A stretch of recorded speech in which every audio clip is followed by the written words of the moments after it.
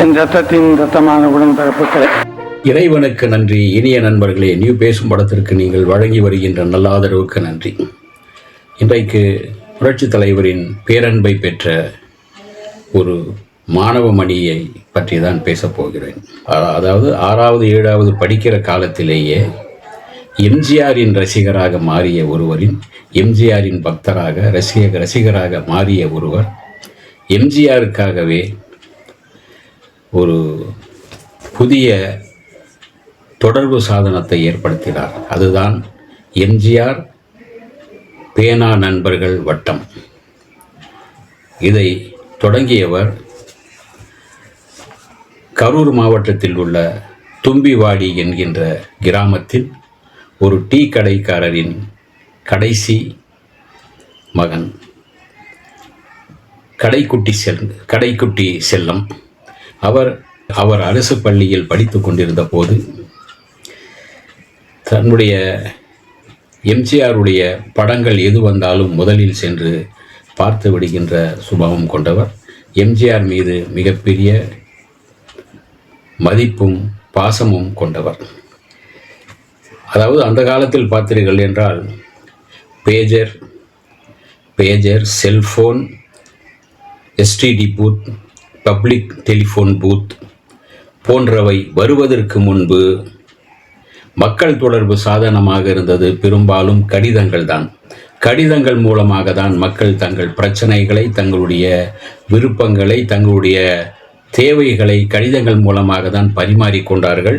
கடிதங்கள் தான் அவர்களை அடையாளப்படுத்துவதாக இருந்தன. இந்த செல்போன் இன்றைக்கு இருப்பது போல செல்போன், வாட்ஸ்அப், ஃபேஸ்புக், செல்போன், எஸ்தளம், இன்ஸ்டாகிராம் போன்ற விஞ்ஞான வளர்ச்சி எல்லாம் இல்லாத அந்த காலகட்டத்தில் பேனா நண்பர்கள் என்கின்ற கடித தொடர்பு தான் நிறைய நண்பர்களிடையே இலங்கையில் இருந்தும், சென்னையில் இருந்தும், அதாவது கேரளாவில் இருந்தும், மதுரையில் இருந்தும், இன்னும் சில பல ஊர்களில் இருந்து தன்னுடைய நண்பர்களை, நட்பு வட்டத்தை அப்படியே பேனா நண்பர்கள் என்கின்ற வகையில் வளர்த்து கொண்டார்கள். அப்படி பேனா நண்பர்களாக வளர்ந்தவர்கள் நிறைய உண்டு. இதை பேனா நண்பர்கள் என்பதை சாதாரணமாக நம் கடித பரிமாறல் செய்வதை விட ஒரு கொள்கையின் அடிப்படையில் அந்த பேனா நண்பர்கள் வட்டத்தை உருவாக்க வேண்டும் என்று நினைத்தார் மாணவர் துரைசாமி. அந்த கடிதங்கள் தும்பிவாடி துரைசாமி என்பார்கள் அந்த இளைஞர், அந்த மாணவர். அவர் அந்த மாணவர் பருவத்திலேயே புரட்சித் தலைவர் எம்ஜிஆர் அவர்களுடைய புகழை பரப்பும் ஒரு கருவியாக அந்த கடிதங்களை பயன்படுத்தினார்.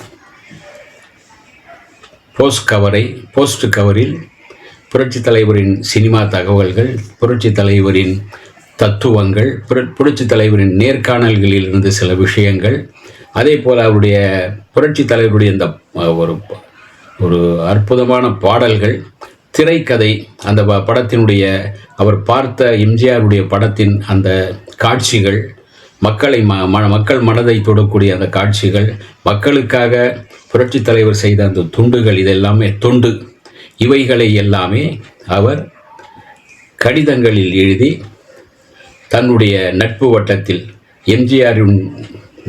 எம்ஜிஆரின் ரசிகர்களாக இருக்கின்ற நண்பர்களுக்கு எம்ஜிஆர் பேனா நண்பர்கள் வட்டத்தில் எழுதி அனுப்புவார்.